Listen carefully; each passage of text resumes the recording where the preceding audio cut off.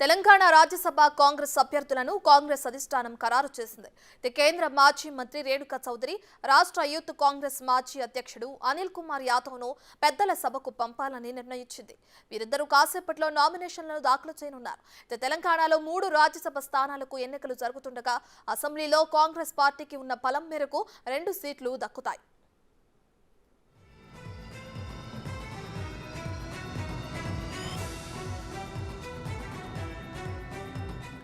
రేణుకా చౌదరి పేరు ముందు నుంచే ప్రచారంలో ఉంది. అనిల్ ఎంపిక మాత్రం అనూహ్యంగా జరిగింది. లోక్సభ ఎన్నికల ముంగిట సామాజిక సమతూకాన్ని పాటించాలని అధిష్టానం నిర్ణయించింది. దాంతో కమ్మ సామాజిక వర్గం నుంచి రేణుకా చౌదరిని, యాదవ కమ్యూనిటీ నుంచి అనిల్ కుమార్ యాదవ్ను అభ్యర్థులుగా ఖరారు చేసింది.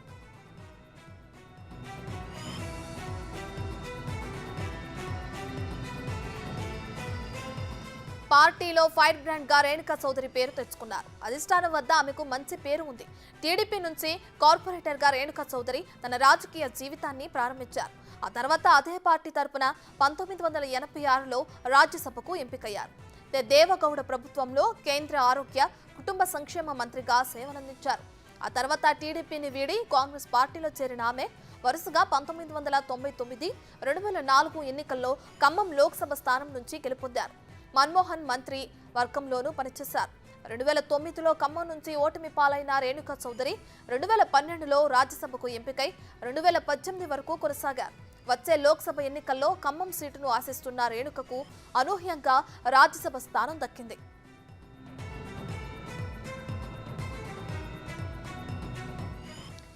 రాజ్యసభ సీటు దక్కించుకున్న అనిల్ కుమార్ యాదవ్ మాజీ ఎంపీ అంజన్ కుమార్ యాదవ్ తనయుడు. 1999 నుంచే అనిల్ కుమార్ యాదవ్ కాంగ్రెస్ లో యాక్టివ్గా ఉన్నారు. 10 ఏళ్ల పాటు కాంగ్రెస్ ప్రతిపక్షంలో ఉన్నప్పుడు ప్రభుత్వ వ్యతిరేక పోరాటాల్లో ముందున్నారు. సర్కారు నుంచి ఎంత ఒత్తిడి వచ్చినా, ఎన్ని కేసులు పెట్టినా వెనక్కి తగ్గలేదు. కాంగ్రెస్ పార్టీని నమ్ముకుని పనిచేశారు. 2018లో అప్పటి బీజేపీ రాష్ట్ర అధ్యక్షుడు, sitting MLA doctor K Lakshman పై పోటీ చేసిన అనిల్ ఆయన్ను 3వ స్థానానికి పరిమితం చేసి సత్తా చాటుకున్నారు. అనిల్ నాయకత్వం లక్షణాలను గుర్తించిన రాహుల్ గాంధీ కర్ణాటకలో ఆల్ ఇండియా యూత్ కాంగ్రెస్ ఇన్ఛార్జిగా బాధ్యతలను కూడా అప్పగించారు. కాంగ్రెస్ పార్టీని నమ్ముకుని పనిచేసిన అనిల్ కుమార్ కు రాజ్యసభ సీటును ఇవ్వటం ద్వారా పార్టీలో యువతకే ప్రాధాన్యత ఉంటుందన్న విషయాన్ని చెప్పకనే చెప్పింది కాంగ్రెస్ పార్టీ. యువకుడికి కాంగ్రెస్ పార్టీ అధిష్టానం, ముఖ్యంగా మా నాయకుడు రాహుల్ గాంధీ గారు, సోనియా గాంధీ గారు, ఏఐసిసి అధ్యక్షుడు మల్లికార్జున ఖర్గే గారు, కేసీ వేణుగోపాల్ గారు, అదేవిధంగా రాష్ట్ర ముఖ్యమంత్రి అన్న రేవంత్ అన్న గారు ఈరోజు నాలాంటి కష్టపడే ఒక కాంగ్రెస్ పార్టీ కార్యకర్తకు, కాంగ్రెస్ పార్టీలో గత 20 సంవత్సరాలు నిరంతరం ప్రతిరోజు పార్టీకి కష్టపడుతున్న నాలాంటి ఒక యువకునికి ఈరోజు రాజ్యసభ పంపిస్తున్నారు అంటే నేను నిజంగా కూడా వాళ్ళందరికీ కూడా చేతులు జోడించి ధన్యవాదాలు తెలియజేస్తున్నాను. ఇది కేవలం నాకే కాదు, నాతో పాటు వందల మంది, వేల మంది యూత్ కాంగ్రెస్ కార్యకర్తలు అందరూ నాతో పాటు పనిచేసారు.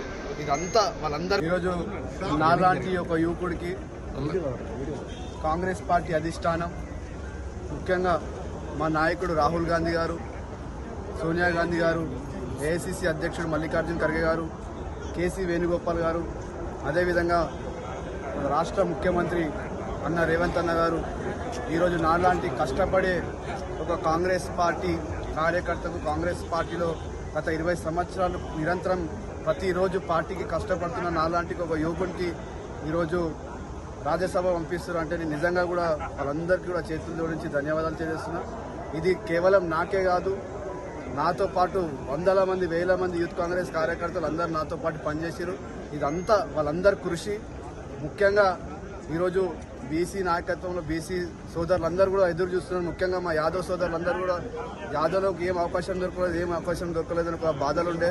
కానీ ఈరోజు నాకు ఇచ్చిన తర్వాత మొత్తం యావత్ తెలంగాణలో యాదవ్ సోదరులందరికీ కూడా ఒక ఆనందమైన వాతావరణం కనిపిస్తుంది. వాళ్ళందరి తరఫున సోనియా గాంధీ గారికి, రాహుల్ గాంధీ గారికి, మల్లికార్జున ఖర్గే గారికి, కేసీ వేణుగోపాల్ గారికి, దీపాదాస్ మున్షి గారికి, రేవంత్ అన్న గారికి, అందరు ఎవరైతే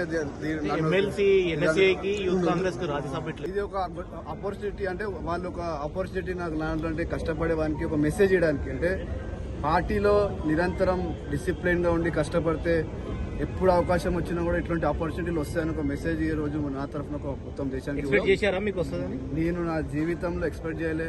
నేను హాయిగా లోక్సభ కొట్లాడదామని ప్రిపరేషన్ చేస్తుండే, బస్తీలలో తిరుగుతుండే, బస్తీలలో అందరినీ కలుస్తుండే, కమ్యూనిటీలలో అందరినీ కలుస్తుండే. అనుకోకుండా నాకు అదృష్టానం ఇంత పెద్ద అవకాశం ఇచ్చింది. సికింద్రాబాద్ ఎవరికి ఇస్తారు ఇప్పుడు సీటు లోక్సభ? అన్ని పార్టీ డిసైడ్ చేస్తారు. తమ్ముడు వెంకట్కి ఎమ్మెల్సీ ఇచ్చారు. అదేవిధంగా ఎన్ఎస్సీలో పనిచేసి కష్టపడి తమ్ముడు వెంకట్కి ఎమ్మెల్సీ ఇచ్చారు. అదేవిధంగా నాకు ఈరోజు ఇంత పెద్ద ఆపర్చునిటీ కల్పించారంటే రాహుల్ గాంధీ గారు ఒక ఆలోచన, కొత్త తరాన్ని తీసుకురావాలి, కొత్త రక్తాన్ని తీసుకురావాలని ఒక మెసేజ్ మొత్తం భారతదేశంలో పోయింది. ఎందుకంటే మొన్న వెంకట్కి ఇచ్చినప్పుడే మొత్తం ఆల్ ఇండియా ఎన్ఎస్సీలలో కూడా చాలామంది అప్రిషియేట్ చేశారు. ఈరోజు నాకు కూడా ఇచ్చినందుకు మొత్తం ఆల్ ఇండియా యూత్ కాంగ్రెస్లో కూడా ఒక పెద్ద ఎత్తున చర్చ జరుగుతుంది. ఎంతోమంది మిత్రులు నాకు సంబంధించిన మిత్రులు కూడా ఫోన్ చేయడం జరుగుతుంది.